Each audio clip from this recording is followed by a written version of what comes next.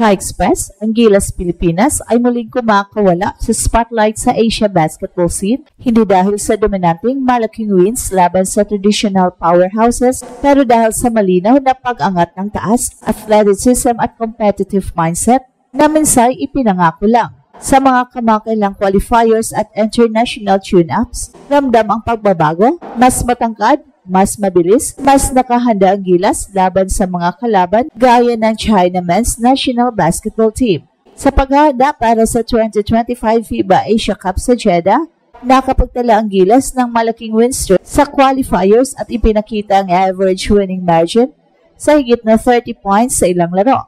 Bagamat humaharap ng injury setback si Kai at ilang roster turnover, nagsilbing testbed ito ng bagong core, mas maraming mataas na big man, mas maraming versatility sa wing positions, at isang coaching system na naghanap ng bagong identity para sa bansa. Ang China na dati unang tingin sa bawat Asian tournament, hindi naman basta nagpapahuli, pero may senyalis ng Gilas ay unti-unting lumalampas sa kanila sa ilang key metrics, athleticism, length sa paint, mobility sa perimeter.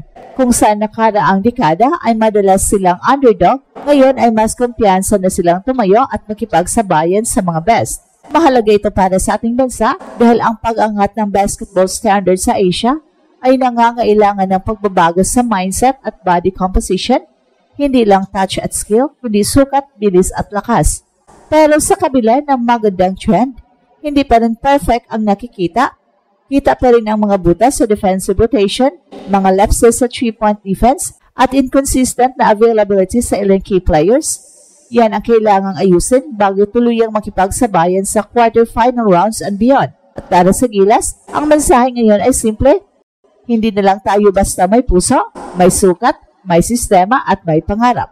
Hindi na kasi tanong kung makaka-level up ang Pilipinas, tanong na ngayon, kailan at gaano kalaki. Ang China ay traditional power, pero ang Gilas na ngayon ay may mga piraso upang makipagsabayan. Ang bilis ng pagbabago, ang tunay na naging sorpresa, mababantayan ang Gilas sa susunod na yugto. Kung mabubuo nila ang ganitong chemistry, maaring mag-ulat tayo ng isang bagong era ng basketball sa Pilipinas.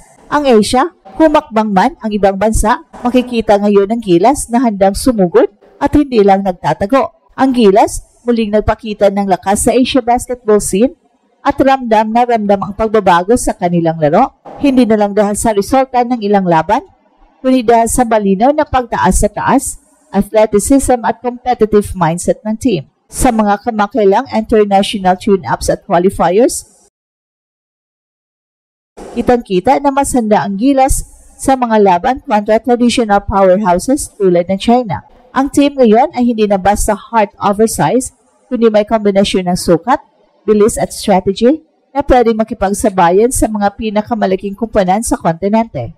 Sa paghahanda para sa 2025 FIBA Asia Cup sa Jeddah, nakapagtala ang Gilas ng malaking win streak sa qualifiers. Sa ilang laro, lumampas pa sa 30 points ang kanilang average winning margin na nagpapakita na handa na silang patunayan ang dominance sa Asia. Pagamat may mga injury setbacks, particular na kay Kai Sotto at ilang roster turnover, naging testbed ito para sa bagong core ng team. Mas maraming tall players sa frontline, mas maraming versatile wings sa perimeter, at isang coaching system na naghanap ng bagong identity. Ang kombinasyon na ito ay nagpapatunay na hindi na lamang basta susundan ang nakagawian. Ang Gilas ay nagsisimulang bumuo ng sariling estilo na nakakatugon sa pangangailangan ng modern basketball. Bilang dating dominant power sa Asian basketball, ay hindi basta nagpakasawalang bahala, pero may malinaw na senyales na unti-unti nang nauungusan ng Gilas ang ilang critical metrics. Ang athleticism, length sa paint at mobility sa perimeter ng Gilas ay nakikitang lumalagpas sa mga karaniwang standards ng ibang teams. Ang nakaraang dekada ay madalas na napapakita ng pagiging underdog ng Pilipinas sa Asia, pero ngayon mas kumpiyansa ang Gilas na makipagsabayan at manalo sa mga laban na dati ay mabibigat. At sa kabilang banda, may mga aspeto pa rin kailangang improve. Kita pa rin ang mga butas sa defensive rotation, lapses sa 3-point defense, at hindi palaging consistent ang availability ng ilang key players. Ang mga ito ay critical na bahagi na kailangang ayusin bago tuluyang makipagsabayan sa quarterfinal rounds and beyond. Pero ang mensahe ay malinaw. Ang Gilas ngayon ay hindi lamang basta may puso, may sukat, may sistema at may pangarap. Well, sa kabuuan, makikita na ang Gilas ay unti-unti nang nagbubuan ng bagong era sa basketball sa Asia. Ang mabilis na pag-angat ng Gilas ay napapakita na hindi na tanong kung makaka-level up ang Pilipinas, kundi kailan at paano nila ipapakita ang kanilang full potential. Sa susunod na mga laban, mababantayan natin ang team chemistry at ang kahandaang makipagsabayan sa mga pinakamalaking team sa kontinente. Ang Asia ngayon ay makakakita ng Gilas na hindi na lang tumatayo sa laro, kundi handang sumugod at ipakita na sila isa sa mga serious contenders sa region. Pagkatapos ng unang bahagi ng quarterfinals at tune-ups, mas lalong lumilitaw ang lakas ng Gilas sa Asia basketball scene. Ang unang quarter ng pagsusuri ay napakita na ang team ay hindi na lang nakadepende sa heart at hustle, malinaw na pagkakaayos sa lineup at strategy na nagbibigay daan sa mas mabilis at mas matangkad na front court.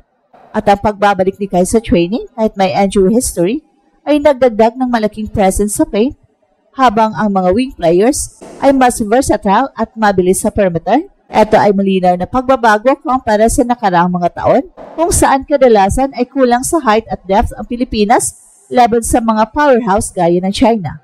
Sa mga nakaraang laro, kitang-kita ang pag-angat ng average size ng Gilas. Ang kombinasyon na Kai Sotto, AJ Edo at iba pang big man ay nagbigay ng advantage sa rebounds at interior defense, bagay na nagbigay daan para mapigilan ang scoring runs ng kalaban. Hindi rin pabaya ang perimeter defense dahil ang mga guards ay mabilis mag-rotate at nagagawa ring mag-transition sa offense. Ang bagong sistema ng coaching staff ay nakatutok sa balance, hindi lang offense o defense, kundi synergy sa pagitan ng front court at back court. Ang resulta, nagkaroon ng mas consistent na scoring at mas maayos na defensive rotations kahit sa ilalim ng pressure. Ang China, na dati dominant sa Asia, ay nakikita ng pagbabago sa dynamics ng laro. Ang athleticism at mobility ng Gilas sa paint at perimeter ay unti-unting pumapantay at sa ilang instances, nauungusan pa nga. Ang mga laro ay nagiging mas competitive at ang leadership ng Gilas, referring to their court vision and execution, ay nagiging pangunahing factor sa tempo control. At ang win streak at average margin ng Gilas sa qualifiers ay nagpapatunay na kaya nilang ipakita ang galing sa loob at labas ng perimeter. At ang China, na dati ang standard bearer, ngayon ay kailangang mag-adjust sa bagong challenge. At ito ang Express Info kung saan bawat kwento ginulat ang mundo. Don't forget to like and subscribe.